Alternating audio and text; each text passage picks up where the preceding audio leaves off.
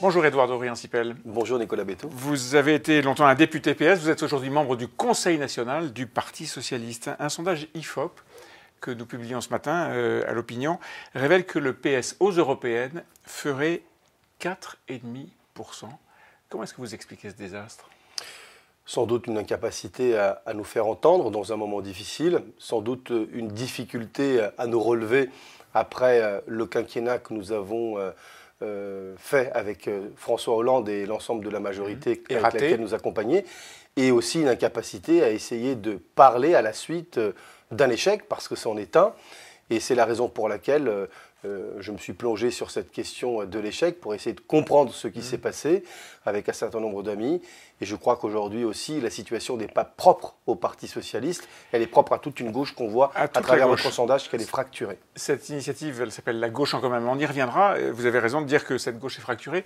Et de façon très étonnante, on s'aperçoit avec ce sondage que la France insoumise s'effondre par rapport au score de Jean-Luc Mélenchon il y a 18 mois seulement. 9% dans ce sondage. Oui, c'est aussi un échec pour Jean-Luc Mélenchon, qui ne se dit pas par ailleurs de gauche. Il est à 9%. Il chute par rapport à son score à la présidentielle. Il n'y a pas un désir de France insoumise pour les élections européennes. Je crois que c'est une question qui montre un certain échec aussi de la stratégie de Jean-Luc Mélenchon et de la France insoumise, de ne pas essayer d'être dans une perspective de rassemblement de la gauche, de chercher du commun à gauche, qui est la seule voie possible pour essayer de rassembler le peuple de gauche. Toujours dans ce sondage, les Verts font 8%. Le scrutin européen est traditionnellement assez favorable aux écologistes. Un mot quand même sur ce PS à 4,5%. En tout cas, c'est un sondage à date, comme on dit. Est-ce que vous avez les bons porte-parole? Est-ce que vous avez les bons porte-voix pour essayer de reconstruire et faire savoir que vous êtes en train de reconstruire? En tout cas, je crois qu'il y a une nouvelle génération qui est aussi en place et qui est intéressante à mettre en avant. Pierre Jouvet, Sébastien Vincini, Pernelle Richardot, Gülsen Yildirim, mais il y a aussi Gabriel Siri. Pour l'instant, la notoriété médiatique n'a pas dépassé les portes de votre conseil. Je crois que c'est urgent aujourd'hui qu'au Parti socialiste, on essaye de rassembler davantage des grandes voix dans la nouvelle génération, mais aussi parmi des gens beaucoup plus expérimentés, aussi bien dans ma génération que parmi nos anciens. Il faut peut-être une espèce de conseil politique un peu plus ferme au Parti socialiste pour trouver une ligne politique et une stratégique beaucoup plus forte aussi pour s'adresser aux Français. Je crois qu'il faut d'abord partir de la compréhension du réel et il faut se donner une ligne politique capable de trouver du commun à gauche. Pardon d'être plus direct, mais est-ce qu'Olivier Faure est la bonne personne? En tout cas, il est le premier secrétaire. Oui, mais est-ce que c'est la bonne personne? Il est le premier secrétaire, il a été élu par les militants et je crois que ce n'est pas le moment de chercher à se diviser entre nous. Je crois que c'est le rôle du premier secrétaire d'ailleurs de rassembler davantage la famille socialiste parce qu'aujourd'hui, tout le monde est sur le même bateau. Vous le disiez, la gauche est fracturée. Le sondage montre qu'aucune force de gauche ne dépasse les 10%, n'atteint même les 10%. En revanche, le Rassemblement national, ex-Front national, lui, est crédité de 24%, première force politique du pays, encore une fois dans la perspective des élections européennes. Vos électeurs sont partis chez Marine Le Pen ? Pas, je ne sais pas, sans doute certains d'entre nous, mais d'entre nos électeurs, mais beaucoup sans doute aussi à droite, et peut-être même chez Emmanuel Macron, peut-être aussi chez les abstentionnistes. Il est certain que la situation actuelle, dans le désordre politique, dans le désordre social, dans le désordre existentiel qui existe aujourd'hui en France, dans ces douleurs contemporaines, comme on le dit avec mes amis dans notre livre sur la gauche en commun et les nouveaux possibles, et bien dans cette désespérance et cette manque de visibilité vis-à-vis de l'avenir, eh bien je crois que les gens se tournent vers des partis autoritaires, vers des partis populistes, vers des démagogues qui sont toujours les meilleurs pour saisir justement cette désespérance et de parler à court terme à ces nouvelles douleurs contemporaines. Pour être complet, les deux autres informations importantes de ce sondage, c'est que La République En Marche, Emmanuel Macron, 18%, et les Républicains, Laurent Wauquiez, 11%. Donc là non plus, des chiffres qui ne sont pas absolument mirobolants. Retour sur la crise des Gilets jaunes. Sur le plan des manifestations, est-ce que, compte tenu de l'actualité terrible de Strasbourg, vous appelez aujourd'hui à ce que les Gilets jaunes ne manifestent pas samedi prochain? Pas d'acte 5? Je voudrais dire d'abord, Nicolas Béthaud, avec beaucoup de force et de fermeté, que personne ni rien ne pourra étouffer la question sociale en France. Personne ne pourra éviter les questions et la crise politique soulevée par les Gilets jaunes. Maintenant, c'est vrai, depuis cet attentat terrible au marché de Noël de Strasbourg, qui a encore une fois endeuillé notre pays. Je crois qu'il faut un minimum de responsabilité. Il faut essayer de voir comment on fait pour ne pas être dans une mobilisation samedi qui mette en péril les forces de l'ordre qui ont autre chose à faire.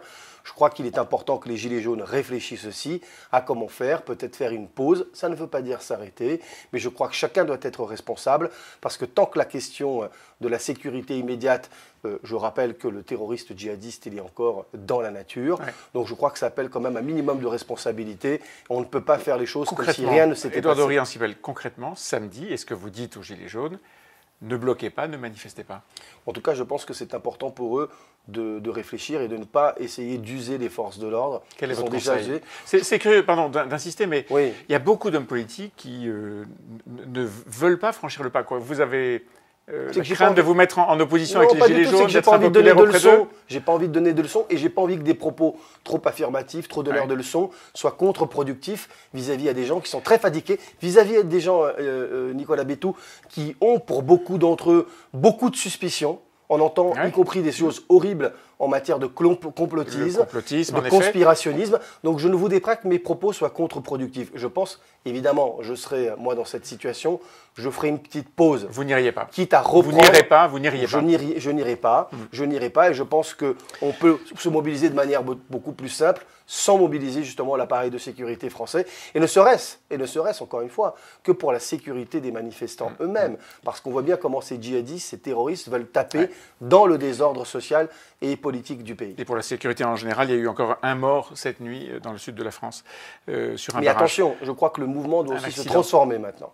Je crois que le vrai moment politique pour les Gilets jaunes, c'est qu'il faut qu'ils saisissent la balle du dialogue et qu'ils se transforment en quelque chose de... En quoi? Une force politique? En une force de dialogue politique, ou alors qu'ils passent la balle aussi aux représentants syndicaux, aux partis politiques. Il faudra une sortie de crise politique. Il n'y a que de sortie de crise par la politique. Et je voudrais aussi au pouvoir, au gouvernement, au président de la République, qu'il ne faut pas essayer de jouer sur la question sécuritaire pour mettre un terme à la question et au mouvement des Gilets jaunes, sans quoi naîtra une très grande frustration et ça apparaîtra tôt ou tard, dans quelques semaines, dans quelques mois, de manière plus violente sans doute. Aujourd'hui, à l'Assemblée nationale, va être débattue et passer au vote une motion de censure. Elle a été présentée par la gauche.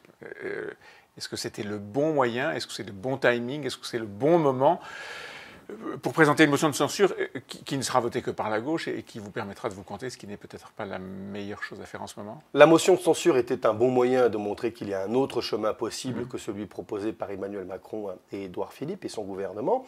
Mais il est clair aujourd'hui que le moment n'est plus à cette priorité et qu'il aurait fallu faire une pause. C'est la raison pour laquelle nous avons demandé avec le Parti socialiste au président de l'Assemblée de reporter la discussion et le vote, mais ça n'est pas possible, paraît-il. Je crois que c'est possible. Ah bon? Dans une situation d'urgence, on peut trouver quand même des situations tout à fait exceptionnelles qui permettent de... Richard Ferrand, le président de l'Assemblée, dit que ça n'est pas possible, les textes ne le permettent pas. Je crois que Richard Ferrand ne le veut pas. Je crois que ça l'arrange bien de laisser le débat aujourd'hui. Il instrumentalise le règlement. Il pourrait faire un effort pour trouver, y compris sur le plan réglementaire, les moyens de reporter un débat dans une situation tout à fait exceptionnelle après un attentat comme celui que nous avons vécu au marché de Noël de Strasbourg. Est-ce qu'Emmanuel Macron a encore les moyens de faire des réformes, retraite, PMA, le travail sur les religions, l'islam, etc.?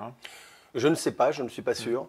Pour une raison, il est président de la République. Moi, je ne suis pas là pour jouer les insurrectionnels, contrairement à d'autres. Simplement, je pense parfois à Jean-Luc Mélenchon, je pense parfois à France Insoumise en général, je pense parfois à l'extrême droite, à Madame Le Pen, je pense à tous ceux qui jouent avec les institutions de manière très démagogique et populiste.